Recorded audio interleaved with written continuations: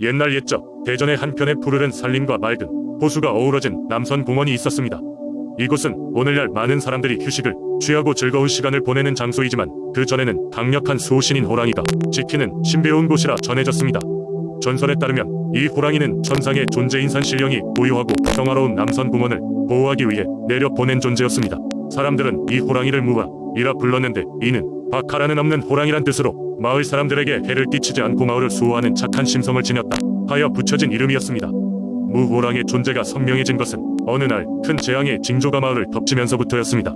마을에는 갑자기 짓궂은 비바람이 불어오고 하늘이 깜깜한 먹구름으로 뒤덮여 연일 폭우를 쏟아부었습니다. 이에 농작물이 쓰러지고 가축이 물살에 떠내려가는 등 마을에는 큰 위기가 닥쳤습니다. 마을 사람들은 두려움에 떨며 각자 집안에 숨어 하늘에 노여움이 가라앉기를 기다렸습니다. 그러던 중 고개를 드니 비바람 사이로 우렁찬 울음소리가 들려왔습니다. 그 소리는 바로 무호랑의 것이었고 무호랑은 하늘로 뛰어올라 용맹하게 먹구름을 헤쳐나갔습니다. 무호랑의 발톱은 하늘을 가르고 그 날카로운 이빨은 번개를 물어뜯어 어둠 속에서 광채를 내뿜었습니다. 결국 그의 의로운 싸움 덕분에 머리 위에 먹구름이 갈라졌습니다. 그리고는 마침내 무지개가 떠오르고 빛이 다시 대지를 비췄습니다. 이로 인해 마을은 다시 평온함을 되찾게 되었고 사람들은 무호랑에게 깊은 감사를 표했습니다. 이날 이후로 마을 사람들은 해마다 그를 기리며 축제를 개최하였고 무호랑은 그 공원에 살며 마을을 위협에서 한 번 더 수호해 주리라고 믿었습니다. 사람들은 무호랑을 기리는 특별한 의식을 치르며 무호랑의 정기를 받아들이기 위해 매년 첫 수확한 쌀로 지은 떡을 나누어 먹으며 축복을 기원했습니다. 세월이 흐르고 문명이 발달함에 따라 사람들은 무호랑의 존재를 믿지 않게 되었지만 여전히 일부 노인들은 그 호랑이의 얘기를 아이들에게 전해주곤 합니다. 오늘날에도 남선공원의 끝자락에 가면 옛날의 영웅 무호랑이 언제라도 나타날 것 같은 신비한 기운이 흐르고 있습니다. 두 번째 이야기. 옛날 옛적 바다와 산이 맞닿은 경남 고성 지방에는 바람신이라 불리는 마을 이수신이 살고 있었습니다. 바람을 다스리는 능력을 지닌 그 신은 마을 사람들에게 대단한 보호자였습니다. 그의 힘 덕분에 고성 사람들은 여타 지역에서 흔히 발생하던 순박사고나 농작물 피해로부터 안전할 수 있었습니다. 매년 봄이 되면 마을 사람들은 바람신을 기리기 위한 축제를 거행했습니다. 그 축제는 세월의 변화에도 불구하고 사람들의 가슴속에 깊이 새겨진 중요한 행사로 몇 세대에 걸쳐 전통을 이어왔습니다. 축제에서는 바람신에게 감사의 의미로 풍성한 음식과 술이 바쳐졌고 그의 흥을 돋우기 위해 마을 최고의 춤꾼들이 모여 춤을 추곤 했습니다. 바람신은 항상 온화하고 관대했지만 몇 번의 사건을 통해 그의 분노가 얼마나 무서운지 마을 사람들은 몸소 깨우치게 되었습니다. 한여름 젊고 아주 오만한 젊은이가 있었습니다. 그는 마을의 전통을 단순한 미신으로 여기며 바람신의 존재를 비웃었습니다. 바람신의 재단에서 술을 훔쳐내고 지역 축제에서 고의로 난동을 부리며 존경을 받아왔던 바람신을 모욕했습니다. 그로 인하여 평화롭던 마을에 이상한 징후가 나타나기 시작했습니다. 갑작스럽고 예고 없는 강풍이 불어 농작물을 해치고 인근 해안을 거세게 때리며 그들의 삶을 위협하기 시작했습니다. 경험 많은 노인들은 이를 바람신의 분노라 경고하고 문제의 젊은이에게 속히 사죄와 참회가 요구되는 상황임을 강조했습니다. 결국 온 마을이 하나가 되어 바람신을 달래고 용서를 구하는 의식을 마련하기로 결정했습니다. 그 의식은 일주일 동안 계속되었고 마을의 모든 사람들이 참여하여 풀이 엎드린 채 바람신의 은총을 간절히 빌었습니다.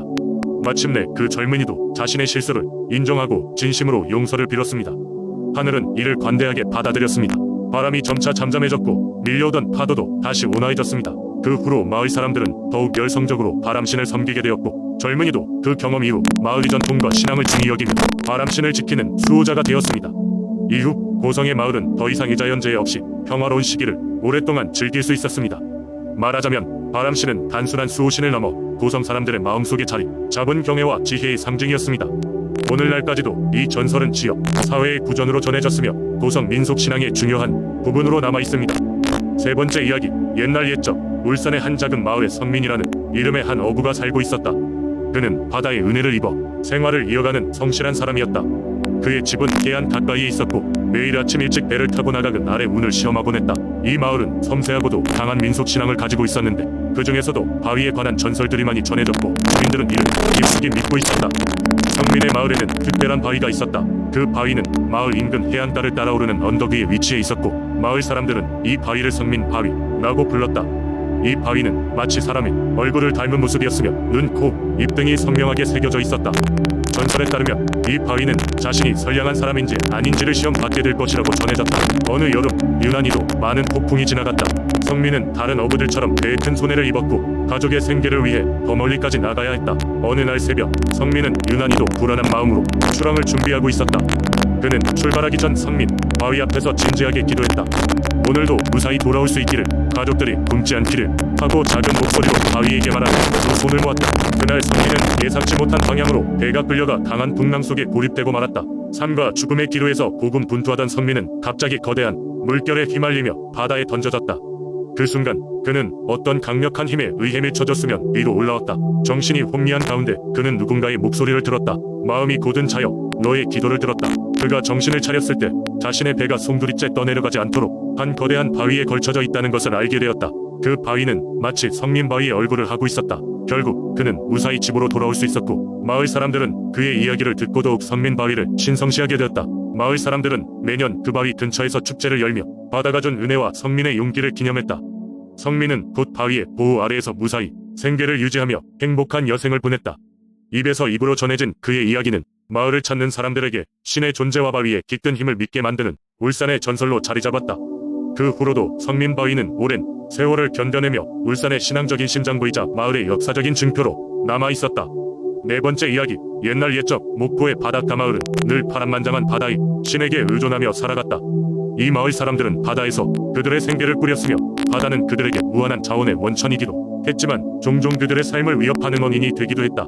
매년 마을 사람들은 바다의 신에게 감사하고 그들을 지켜달라고 비는 해신제라는 특별한 제례를 지냈다. 해신제는 음력 3월 초 바다가 점차 따뜻해지고 생명들이 다시 활기를 찾기 시작하는 때에 열렸다. 이 시기에 마을은 축제 분위기로 들썩였고 주위 마을의 사람들까지도 이 특별한 행사에 참여하고자 목포로 모여들었다. 준비는 보름 전부터 시작되었다. 마을의 어른들이 중심이 되어 신을 모시기 위한 제물들을 정성스레 마련했다. 가장 큰 구리에는 새벽부터 갓 잡은 생선들이 쌓였고 회초와 조개 등이 아름답게 장식되었다.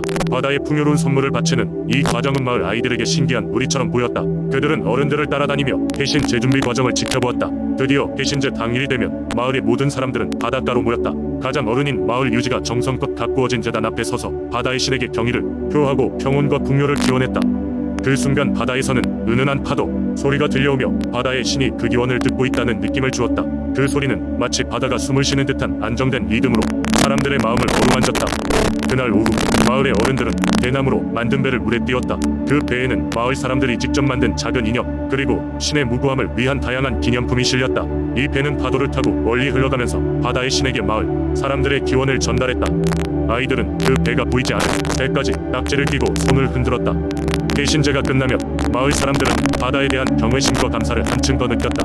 사람들은 바다가 예년보다 더 부유해졌다고 믿었고 그로 인해 보다 풍족한 해산물을 얻을 수 있을 것이라는 확신을 가졌다. 이 모든 것들은 해신제와 바다의 영원히 마을과 함께 숨쉰다는 믿음 덕분이었다. 세월이 흘러도 목포에서는 여전히 해신제를 잊지 않고 지켜오고 있다. 현대 사회로 들어오면서 기술과 발전이 마을의 생활 방식을 많이 바꾸어 놓았지만 바다에 대한 경의와 감사의 마음은 변하지 않았다. 이처럼 목포의 해신제는 단순한 제례가 아닌 사람들의 삶에 깊이 뿌리 내린 전통이자 자연과의 조화로운 관계를 유지하려는 인간의 오랜 염원을 담은 상징으로 자리매김하고 있다. 다섯 번째 이야기. 옛날 옛적 장흥이라는 작은 마을은 고요하면서도 은밀한 기운이 감도는 곳이었다. 이곳은 여러 세대가 살아온 오래된 마을이었으며 주민들은 그들의 민속신앙을 소중히 여기며 살아가고 있었다. 장흥 사람들에게는 오백장군이라는 아주 특별한 수호신이 있었다. 오백장군은 하늘의 명을 받아 마을을 수호한다고 전해지는 전설적인 존재였다. 이 이야기는 한 낯선 청년이 우연히 장흥 마을을 방문하며 시작된다. 하루는 햇살이 밝게 빛나는 여름날이었다. 청년은 가벼운 마음으로 여행을 하던 중 장흥에 머물게 되었고 그곳의 푸른 들판과 맑은 물소리에 매료되어 잠시 머물길 결심했다. 장흥에 들어서자 그는 마을 사람들이 작은 사당에 모여 기도를 드리고 있는 모습을 보았다. 궁금한 마음에 청년은 한 노인을 붙잡고 무슨 일인지 물었다. 그 노인은 장흥의 역사를 알고 있는 지혜로운 인물이었다. 노인은 차분한 목소리로 이야기를 풀어나갔다. 이 마을에는 아주 오래전부터 전해 내려오는 전설이 있지. 마을을 지키는 오백장군이라는 수호신의 이야기 말일세. 옛날 장흥 주변에는 흉포한 산적들이 자주 출몰하여 주민들이 고통받던 시절이 있었다. 그때 마을 사람들은 하늘에 매일 밤낮으로 기도를 올렸지. 그리고 한밤중이 되면 구름 속에 서금빛 갑옷과 강한 위세를 가진 신령이 나타나곤 했네. 그가 바로 오백장군이었지. 청년은 노인의 이야기에 더욱 귀를 기울였다. 오백장군은 무시무시한 칼을 휘둘러 산적들을 물리치고 마을을 지키며 평화를 가져왔다네. 그날 이후로 오백장군은 마을의 영웅으로 그리고 이후 전설적인 수호신으로 추앙받게 되었지. 마을 사람들은 그의 은혜에 보답하기 위해 사당을 세우고 매년 주기적으로 제사를 올리며 감사의 기도를 드렸다네. 마음 깊은 곳에서부터 울림을 느낀 청년은 그 길로 사당에 들어가 정성을 다해 기도를 드렸다. 그의 눈앞에는 마치 500장군의 그림자가 비치는 듯한 착각이 들었다. 청년은 그 신비로운 경험에 숙연함을 느끼고 마을 사람들과 함께 제사에 참여하며 마을의 전통을 공유했다. 시간이 흘러 청년이 마을을 떠날 때가 되었을 때 그는 장흥에서 느낀 그 평화로움과 마을 사람들의 끈끈한 유대감을 가슴에 새기며 길을 떠났다. 500장군의 전설은 그의 가슴속에서 예전의 단순한 여행보다 더 깊은 의미로 자리 잡았다. 그리고 그는 이 이야기를 다시 다른 이들에게 전하며 장흥의 전설적인 수호신인 500장군의 이야기를 전파했다.